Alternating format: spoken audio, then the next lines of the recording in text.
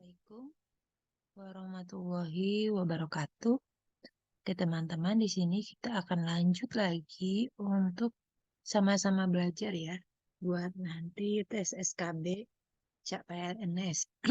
Ini oke. Untuk yang pembahasan selanjutnya, nih ada soalnya lagi. Untuk anak dengan gizi buruk, terus ada edem di dorsum pedisnya. Terapinya pakai apa? Pilihannya ada natrium, kalium, ada kortikosteroid, ada lasik, ada antihipertensi. Nah, awalnya tuh saya masih ragu ya, apakah itu lasik, tapi ternyata setelah dibaca-baca itu, kalau misalnya pada tubuh anak gizi buruk, itu sebenarnya lasik itu tidak boleh diberikan. Kemudian, karena basicnya ini, kalau pada anak gizi buruk ya, dia itu relatif mengandung natrium yang lebih banyak dan kalium yang lebih sedikit dibandingkan anak normal. Jadi pemberian cairannya juga tidak boleh yang mengandung natrium berlebih. Bahkan anak harus mendapatkan tambahan kalium. Jadi di sini kalau anak dengan gizi buruk terus ada edem di dorsum pedisnya, terapinya pakai apa? Pakai natrium sih. Kemudian ada lagi yang tidak termasuk UKBM ya. UKBM itu bisa dibaca ini. UKBM itu apa? Itu adalah upaya kesehatan bersumber daya masyarakat. Nah, apa aja?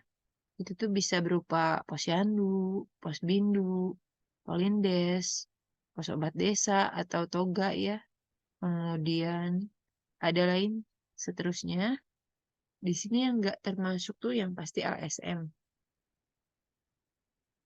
Nah, ini ada lagi kondiloma diperiksanya pakai apa? Pokoknya yang ada asam asetatnya.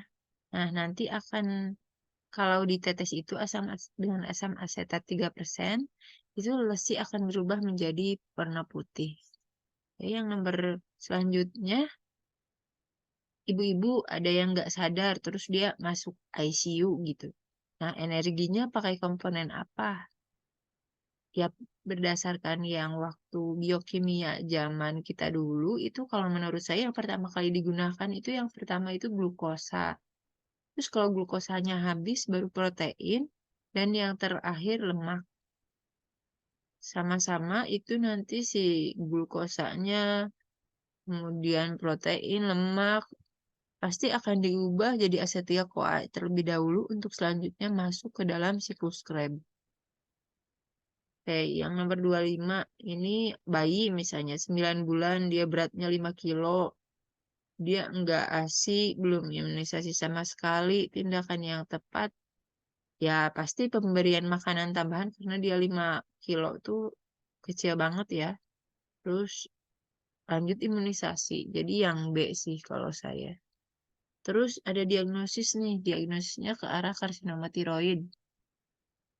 Oke, diagnosisnya ke arah karsinoma tiroid. Dia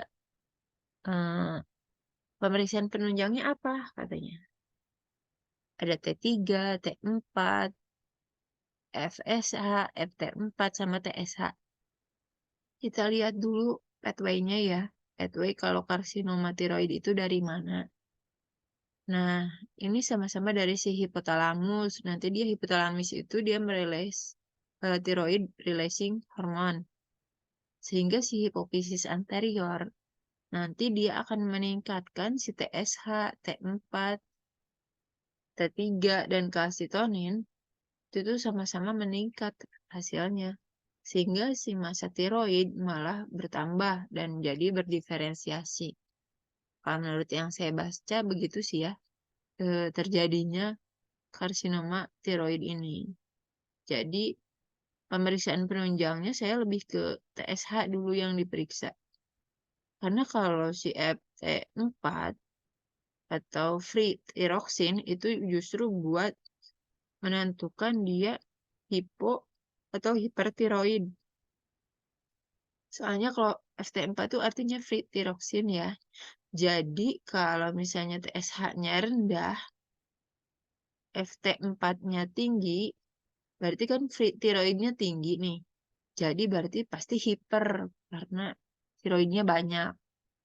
Kalau FT4-nya rendah, free tiroksinnya itu rendah, pasti hipotiroid maksudnya.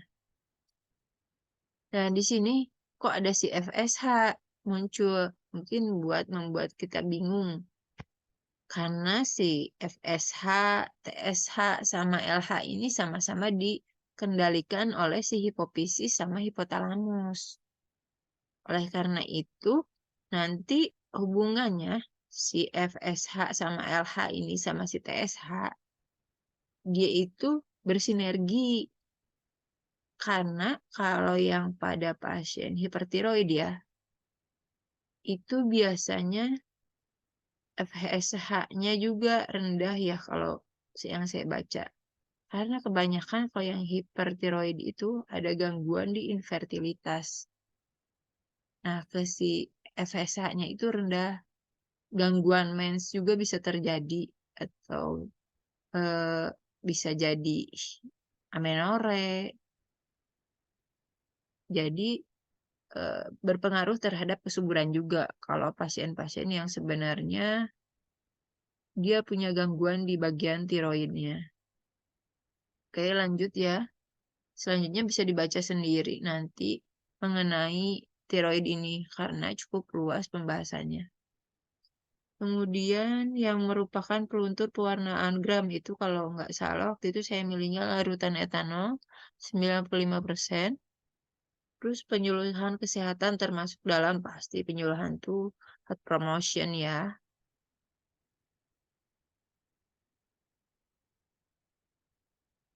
Terus yang termasuk imunisasi wajib bisa dilihat ya imunisasi wajib tuh apa aja di sini. Saya milihnya hepatitis B, DPT, campak sama polio. Emang sih PCV juga kalau di kota-kota besar kayak di Bandung, Jakarta itu termasuk wajib. Tapi kalau di daerah pedesaan itu di puskesmas belum ada disediakan VCV. Jadi ya saya lebih milih yang C ya, hepatitis B, DPT, campak sama polio. Oke, selanjutnya tugas kader dalam membantu pemantauan tumbuh kembang anak adalah nih, tugas kader tuh ini banyak bisa dibaca. Yang jelas sih melakukan penimbangan badan. Oke, sekian untuk pembahasan SKB CPNS kali ini. Semoga bermanfaat. Selanjutnya tunggu aja ya pembahasan berikutnya. Makanya jangan lupa subscribe YouTube saya. Ya, wassalamualaikum warahmatullahi wabarakatuh.